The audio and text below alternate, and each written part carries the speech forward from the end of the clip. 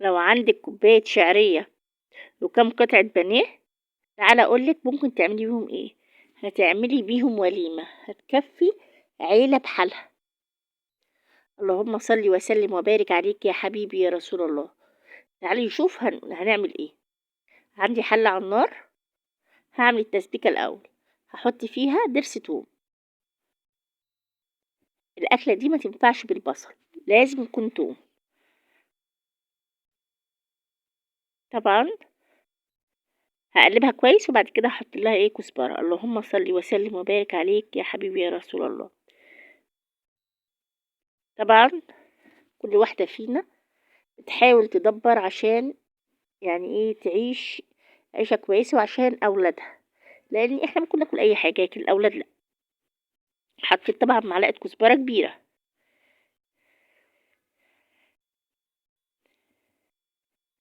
زي ما انتوا شايفين كده هفضل اقلب فيها.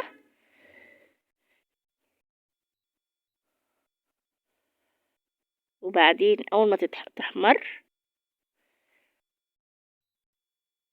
هبتدي احط الطماطم. اهم حاجة تاخد لون. وبعدين خلاص كده انا هحط الطماطم، واحط كمان شوية مية في الشفشة، نص كوباية. تمام. هحط ايه بقى تاني؟ هحط سكر، واحط التوابل ملح فلفل كمون بصل بودر.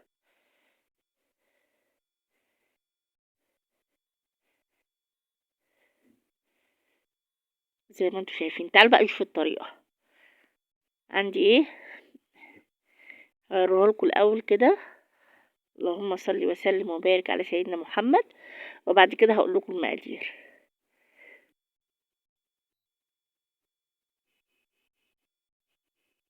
تعالوا نشوف بقى ايه هي المقادير.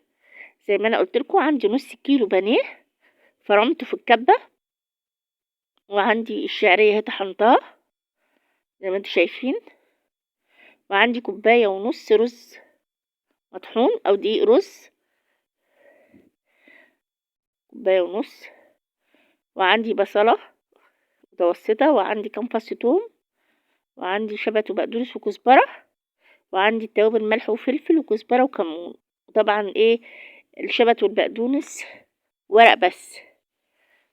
عندي في الكبة هبتدي احط صدر الفرخة او البانيه،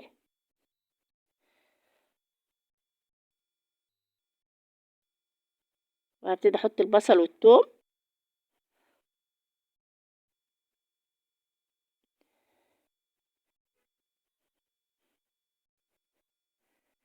وهبتدي احط شوية خضرة هطحنهم. وبعد كده هوريكم هنعمل ايه. الطريقة سهلة جدا، بس لو في كبة اكبر من دي كانت لمتهم كلهم. خلاص كده هبتدي بقى احط الشعرية والايه والرز. انا بحط بالتدريج لحد ما اشوف هو محتاج قد ايه. هو هياخدهم كلهم، يعني الكمية دي كلها هتاخدهم العجينة. ملح وفلفل وكزبرة وكمون. هبتدي اطحن. انا هكمل طحنتهم مع نفسي وهوريكم شكلهم في النهاية. كده خلصنا. بصوا، بصوا شكلها متماسكة كمان. دي مش هتتحط في التلاجة، دي هتتحمر على طول.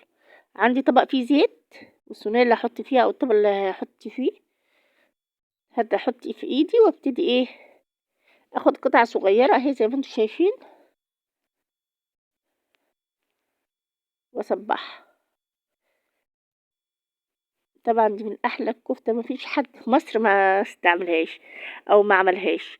وكمان هي ممكن تتاكل مقلية من على الحلة، وانت اساسا بتخلصيها ما بتلحقيش. يعني أنا الحمد لله العيال كانوا في الدروس فعرفت الحقها. بصوا كمان ممكن تعمليها كور زي ما انتم شايفين اهي. المهم بصوا بقى، تعالى اوريكم انا خلصت كميه قد ايه. خلصت حوالي كيلو كفته.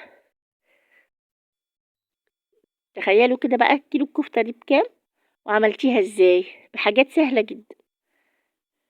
يلا بقى نقلي الكفته على النار في صينيه فيها زيت، وهبتدي اقلي الكفته. مش هحط كتير في الصينيه، هي مش هتلزق، يعني هي مش هتلزق في بعض او مش هتفك. بس انا مش عايزه احط كميه كبيره في الاول لان الزيت لسه ايه، لسه بارد.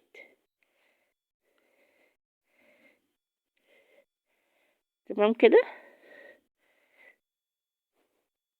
خلاص اخر واحده دي وخلاص. ابتدي بقى اقلبها كويس. كمان في واحده تاني، لا ده انا عبيت الصينيه. خلاص كده. هبتدي بقى اقلب. طبعا التسبيكه بتتسبك على النار اهي. هتخلص اكون خلصت تحمير الكفته اهي.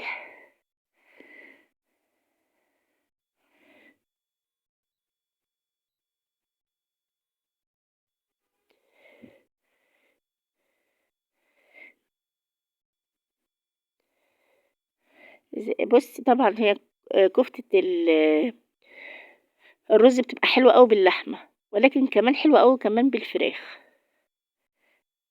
اساسا ممكن بالبانيه تعملي مكرونه بشاميل بالفراخ. بصوا شكلها.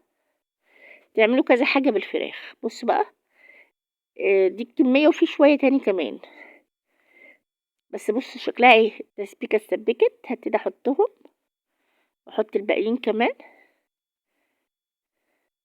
وابتدي اقلبها في التقليه.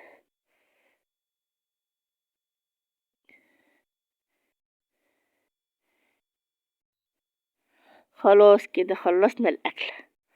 تعالوا نشوف. بصوا بصوا الجمال، بصوا الطعامه، بصوا الحلاوه كمان. وادي كمان بصوا هي بتتقطع متماسكه ازاي، رغم ان هي قعدت يجي ربع ساعه تغلي في الطماطم. بصوا بصوا بصوا شكلها. قربت قوي على الكاميرا. طعمها جنان. يلا باي باي، السلام عليكم ورحمه الله وبركاته.